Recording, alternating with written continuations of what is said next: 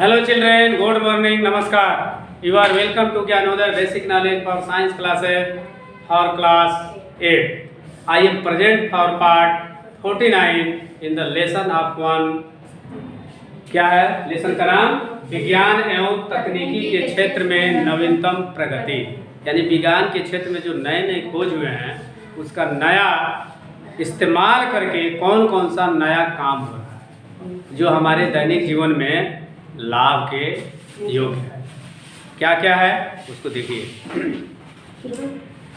विनिर्माण के क्षेत्र में विज्ञान की क्या देन है। विनिर्माण, इसको समझ लेना। इसको इसलिए लिखा हूं कि इसको परीक्षा में पूछता है, भाषा इससे बड़ा टेढ़ा है, उदाहरण बड़ा इजी है, शब्द थोड़ा सा टेढ़ा देखने लगता है। ये क्या है? जैसे देखो, विनिर्माण के क्षेत्र में विज्ञान की क्या देन है। इसका मतलब है कि कहीं न कहीं निर्माण के संबंध में कुछ न कुछ बात है।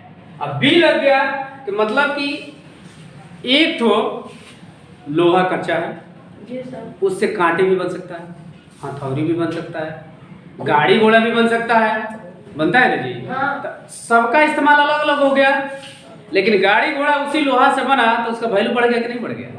जिस रेट में गाड़ी बिकेगा उस रेट में कांटे का भाव रहेगा नहीं। उस रेट में हथौड़ी का भाव रहेगा नहीं रहेगा।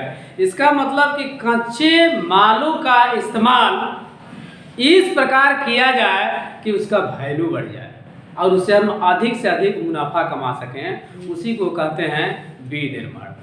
अब बताओ, चावल का खुदी हमारे और आपके घर में कोई इज्जत नहीं ना है?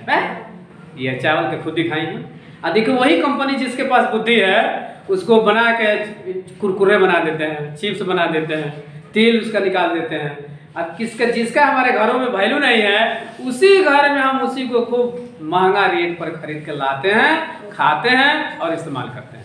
करते हैं कि नहीं करते हैं? यही हो गया विनिर्माण। अब आ जाओ इजी उसमें। कच्चे माल का मूल्यवान उत्पाद में परिवर्तित करो। कच्चे माल जिसका वैल्यू बहुत कम है, मूल्यवान वस्तु में उसको बनाने में प्रयोग किया जाए, अधिक मात्रा में वस्तुओं के उत्पादन को विनिर्माण अथवा वस्तुओं का निर्माण करते हैं। नहीं समझ में आया ना? यानी कम दर की वस्तु को चाहे का अधिक मूल्य में परिवर्तित करके वस्तु बनाकर बेचना विनिर्माण कहलाता है। कम दाम वाली वस्तु का रूप बदलकर महंगे दाम की वस्तु को बनाकर बेचने का काम जो होता है उसी को विनिर्माण कहते हैं। कच्चा दाम रहेगा तो 5 रुपया है, वही जब खिलौना बन जाएगा तो 150 में बिकाएगा। 5 रुपया का लोहा लगेगा, एगो दूगो चक्का लग जाएगा, पहले लग जाए ना। 5 रुपया का प्लास्टिक चक्का चुक्की ढक्का अजीब कितना कहेगा? 150 रुपये। खरीद के लाते कि नहीं लाते? घर में प्लास्टिक रहेगा, फेंक देंगे, उसका कोई वैल्यू नहीं। लेकिन कंपनी वाले जो दिमाग रखे हैं वो विज्ञान का इस्तेमाल करते हैं। देखिए लिखा हुआ है, विज्ञान और तकनीकी के क्षेत्र में नवीनतम प्रगति।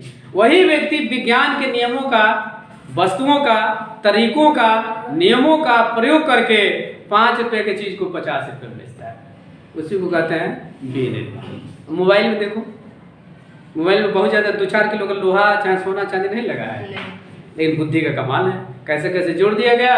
जिसका अगर मोबाइल बेकार हो जाए, फोन मार के फेंक दिया जाए तो 100-200 रुपया में महंगा है ना। आज जब नया बना दिएगा तो 12,000, 14,000, 15,000। तो यही हो गया विनिर्माण। हो गया कि नहीं हो गया? फिर समझ लो, कच्चे माल का प्रयोग अधिक मूल्यवान वस्तु में परिवर्तित करना विनिर्माण। कम मूल्यवान और कच्चे माल का रूपांतरण अधिक मूल्यवान में करना विनिर्माण। अब जब कहें तो एक बार से होगा, इससे मिलेगा नहीं, ठीक है ना। कम लागत या कम मूल्यवान वस्तु का अधिक मूल्यवान वस्तु के निर्माण में बदलना विनिर्माण है। कल हो गए अपनी भाषा में माने सस्ते, आवाज थोड़ा सा लो स्टैंडर्ड का परिभाषा। सस्ते कच्चे माल का प्रयोग महंगे वस्तु के बनाने में करना विनिर्माण। नहीं, सस्ते माल का प्रयोग महंगे माल में परिवर्तित करना विनिर्माण। ठीक है ना? जैसे वस्तुओं के निर्माण, इससे रोजगार पैदा होता है। जैसे कच्चे लोहे से काटी, कुदाल, हंसिया, गाड़ी इत्यादि में उपयोग करके विज्ञानी की तकनीक द्वारा मुनाफा अधिक कमाया जाता है ना। विनिर्माण हो गया कि नहीं हो गया? अब देखो ऊर्जा के क्षेत्र में विज्ञान की क्या देन है। ऊर्जा कैसे कैसे निकलती है, जैसे पवन ऊर्जा, सौर ऊर्जा, जल ऊर्जा, नाभिकीय ऊर्जा। पवन ऊर्जा, हवा से एक छतरी लगा दी जाती है, तेज हवा बहता है उस वक्त, अब बिजली पैदा होता है उससे है। पवन ऊर्जा के बाद सौर ऊर्जा, सौर देखो छत लगा दिया जाता है, उससे बिजली मिलती है कि नहीं मिलती है? तो विज्ञान कहते हैं कि नहीं, सौर ऊर्जा। फिर जल ऊर्जा, जल से भी बिजली पैदा की जाती है, जिसको कहते हैं पन बिजली। पानी से बनाने वाली बिजली को क्या कहते हैं? पन बिजली। पानी से विज्ञान कहते हैं। नाभिकीय ऊर्जा, भूतापीय ऊर्जा, नाभिकीय ऊर्जा अभी थोड़ा स्टैंडर्ड चीज है, थोड़ा सा आगे क्लास में बताएंगे। चलो जान लो, नाभिकीय माने नाभिक, जो किसी भी परमाणु का नाभिक बहुत तेज होता है उसी को नाभिकीय ऊर्जा बनाते हैं। चलो इसको बताते हैं बाद में। भूतापीय ऊर्जा, ये भी एक ऊर्जा है, ठीक है ना। जैसे थोड़ा सा स्टैंडर्ड क्लास का है के रूप में विज्ञान की अहम भूमिका है। सौर ऊर्जा से बिजली पर निर्भरता खत्म हो गई। अब जो ऊर्जा है सौर ऊर्जा, तो बिजली रहे या ना रहे, जो बैठा लिया है उसको दिन भर बिजली मिलता है, दिन भर फैन चलता है, चलता कि नहीं चलता है। पहले के जमाने में जब जल, देखो जल ऊर्जा का खोज नहीं हुआ था, सौर ऊर्जा का खोज नहीं हुआ था, और बिजली की खोज नहीं हुई थी, तो दिन भर में 1 आधा घंटा बिजली रहती थी। शाम को आती थी जाती थी, रात में 1 घंटे गोल रहती थी ना। पहले से अब अधिक बिजली रह रही कि नहीं रह रही? इसका कारण क्या है? विज्ञान। विज्ञान की तकनीकी द्वारा ये खोज हो गया पवन ऊर्जा का, सौर ऊर्जा का, जल ऊर्जा का, नाभिकीय ऊर्जा का। भूतापीय ऊर्जा के रूप में विज्ञान की अहम भूमिका हो गई। इससे क्या हो गया कि बिजली पर निर्भरता खत्म हो गई। सौर ऊर्जा का प्लेट लगा ले रहे हैं, आराम से दिन भर फैन चलता रहता है, मोटर भी चलता है, खेत भी सिंचाता है, जो बड़ा बड़ा है खेत में ले लगा देते हैं, उसमें बिजली की भी जरूरत नहीं है, धूप होता है उसे चलता है दिन भर। अब आ जाओ ई गवर्नेंस के क्षेत्र में विज्ञान की क्या देन है। अब है कि ई गवर्नेंस कहता है आम नागरिक को सरकार की सुविधाएं इंटरनेट के द्वारा उपलब्ध कराना ई गवर्नेंस कहलाता है। यानी इंटरनेट के द्वारा आम पब्लिक को सरकार की योजनाओं के विषय में जानकारी देना ई गवर्नेंस कहलाता है। जैसे मोबाइल खोले, सरकारी नौकरी कहाँ कहाँ है तुरंत बताएगा। हरियाणा में शिक्षक की नौकरी, फलाना प्रदेश में पुलिस की नौकरी, बिहार में शिक्षक की बहाली, सब पता चलता है ना। देश दुनिया खबर चल जाता है कि नहीं चल जाता है? तो किसके चलते चलता है? नेट से, इंटरनेट से। किसको खबर मिलता है? आम आदमी को। तो ये कहता है कि आम नागरिक को सरकार की सुविधाएं इंटरनेट के द्वारा उपलब्ध कराना ई गवर्नेंस है ना। यानी सरकार की योजनाओं को इंटरनेट के द्वारा आम आदमी तक पहुंचाना ई गवर्नेंस। हम उल्टा बोल रहे हैं, लिखे सीधा उल्टा बोलना है कि इंटरनेट द्वारा सरकार की योजनाओं को आम पब्लिक तक पहुंचाना ई गवर्नेंस कहलाता है। सीधा है कि आम नागरिक को सरकार की सुविधाएं इंटरनेट के द्वारा उपलब्ध कराना ई गवर्नेंस कहलाता है। दोनों बात एक ही है। जैसे जाति प्रमाण पत्र, आय प्रमाण पत्र, निवास प्रमाण पत्र उपलब्ध कराना, सब बन जाता है कि नहीं बन जाता है? और इंटरनेट पर लोड भी हो जाता है। किसी न लेखपाल, न सेक्रेटरी, न कर्मचारी, किसी को बचाना पड़ता है?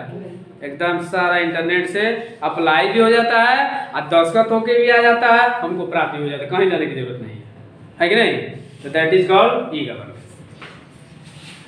और उसके बाद राज्य सरकार या केंद्र सरकार की सारी सूचनाओं को आम नागरिक तक पहुंचाना। देश या ये तो हो गया लोकल के, देश विदेश की भी सूचना इंटरनेट के द्वारा मिल जाता है कि नहीं, यहाँ बाढ़ आ गया, यहाँ इतने लोग मर गए, यहाँ इतने लोग सफल हो गए, बिहार में फलाना लड़का टॉप कर गया, ये सब जानकारी मिल जाती है नहीं मिल जाती? और कैसे मिलता है? मोबाइल के ऐप के माध्यम से सूचनाओं के आसान और तेज गति से कम खर्च में उपलब्ध कराना ई गवर्नेंस का होता है। और कम खर्चा भी है। ऐप होता है, हर चीज़ का ऐप बना हुआ है कि निवास जाति बनाना है उसका अलग ऐप है, कोई नाच गाना देखना है तो अलग ऐप है, मनोरंजन करना है तो उसका अलग, शिक्षा के विषय में पढ़ना है तो उसका अलग ऐप है ना। तो अलग अलग ऐप के माध्यमों के द्वारा तेज गति से कम खर्च में आसानी से आम नागरिक तक इंटरनेट के द्वारा सारी सूचनाओं को पहुंचाने वाले कार्य को ई गवर्नेंस का। ठीक है, समझाए जी। अभी पूछेंगे। अब है नवीकरणीय या अक्षय ऊर्जा क्या है? नवीकरणीय ऐसे ऊर्जा जो कुछ अवधि के बाद पुनः प्राप्त की जा सके, उसको नवीकरणीय ऊर्जा कहते हैं। जैसे सौर ऊर्जा, पवन ऊर्जा, हवा तेज बहेगा तो मिलेगा, कम मिलेगा, नहीं मिलेगा, फिर बाद में बहेगा फिर मिलेगा। ये जल ऊर्जा, जल ऊर्जा मान लीजिए अभी मिल रहा है, जल से बिजली बन रही है, जल का बहाव हो गया, बंद हो गया, फिर बरसात होगी, फिर जलेगा, फिर मिलेगा। यानी कुछ देर तक बंद हो फिर वो मिलता रहे, माने खत्म ना हो, उसका एकदम जड़ से खत्म ना हो, उसी ऊर्जा को क्या कहते हैं? नवीकरणीय। अनवीकरणीय ऊर्जा क्या है? ऐसे ऊर्जा के स्रोत जिन्हें पुनः पूर्ति नहीं की जा सकती। अब कोयला खत्म हो जाए तो कोयला मिलेगा? पेट्रोल डीजल खत्म हो गया तो फिर मिलेगा? तो ये अनवीकरणीय है, जिसकी पूर्ति नहीं की जा सके। नवीकरणीय जिसको दोबारा हम प्राप्त कर सकते हैं, उसको नवीकरणीय ऊर्जा कहते हैं। इस प्रकार आपको अभी बताया गया कि विनिर्माण क्या है और ऊर्जा के क्षेत्र में विज्ञान की क्या देन है, ई गवर्नेंस क्या है, नवीकरणीय ऊर्जा क्या है और अनवीकरणीय ऊर्जा क्या है। इसको इजी रूप में समझाया गया। अब थोड़ा पूछ कर देखा जाए कितने लोग बताते हैं और कितने लोग मंडियाते हैं, कितने लोग इधर उधर नजरें फेर कर देखते हैं कि पूछा ना जाए, देखा ना जाए, अभी पता चलेगा। ये विनिर्माण क्या है, कौन बताएगा? कच्चे माल को नया रूप देकर अधिक माल में बेचना ना। और कोई बोले? मेन चीज़ छोड़ देते हैं, बोलो कोई। सस्ते और कच्चे माल को, है ना, मूल्यवान वस्तुओं में स्थानांतरित करना विनिर्माण है। और कोई दूसरा बोलो, बोलो जी ज्योति।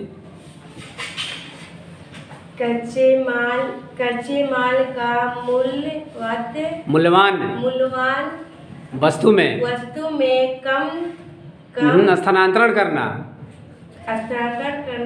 विनिर्माण है।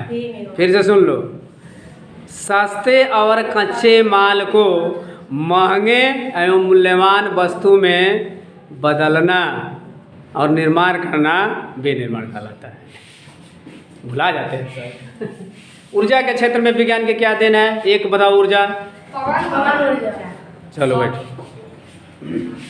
और ई गवर्नेंस क्या है? इंटरनेट के द्वारा आम आदमी को सरकार की सुविधाएं प्राप्त कराना ई गवर्नेंस है। तुम बताओ जैसे ई गवर्नेंस में एक उदाहरण बताओ। जैसे कोई बताओ, वंदना या अंशिका, बोलो जल्दी। जैसे कौन सा काम होता है? जाति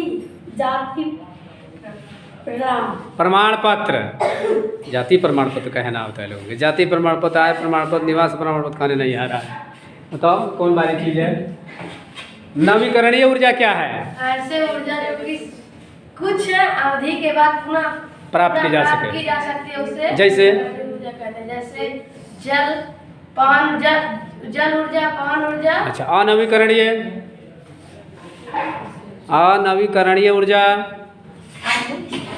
ऐसे ऊर्जा के सूत्र जिन्हें पुनः पूर्ति न की जा सकती है, जैसे डीजल, पेट्रोल, कोयला। चलो बैठो। चलिए, जो लोग बताए उनको भी धन्यवाद, नहीं बताया उनको भी धन्यवाद। मुंह खोलकर बोलने का प्रयास करिए, तभी मुंह खुलेगा, अन्यथा बोल नहीं पाएंगे। तो अभी आपने समझा कि विनिर्माण क्या है, तो एक बार रिवाइज कर दें। सस्ते माल को महंगे उत्पाद में रूपांतरित करना विनिर्माण, ठीक है। दूसरा, ऊर्जा के क्षेत्र में विज्ञान की देन बताया, पवन ऊर्जा, सौर ऊर्जा, इसे बता चुके हैं। ई गवर्नेंस भी बता चुके कि इंटरनेट द्वारा सरकार की सारी सुविधाओं को आम नागरिक तक पहुंचाना ई गवर्नेंस है, ठीक है ना। नवीकरणीय ऊर्जा जो कुछ अवधि के बाद पुनः प्राप्त हो सके, और अनवीकरणीय ऊर्जा ऐसी ऊर्जा जो खत्म होने के बाद फिर न मिल सके। कितना आसान है, भारी थोड़ी है। तो इस प्रकार आप इन सारे बिंदुओं को बहुत ही ईजी रूप में समझे और समझाया भी गया। हमको उम्मीद है कि बहुत ही ईजी रूप में समझ में आ गया होगा, जिसको कहीं पूछने पर आप अपनी भाषा में कह सके। अगर यह अच्छा लगता है, समझ में आता है और समझाने की कला आपको रोचक ढंग से अच्छी लगती है, तो मेरे चैनल, आपके चैनल, यूट्यूब चैनल को सब्सक्राइब करेंगे, वीडियो को लाइक करेंगे और अपने मोबाइल से दूसरे पर शेयर करेंगे, ताकि और लोग भी इस वीडियो का घर बैठे आनंद ले सके, जो विज्ञान की क्या देन है। तो अब मैं मिलता हूँ नेक्स्ट वीडियो में, तब तक के लिए thank you for watching video. Tata, bye bye, okay, नमस्कार।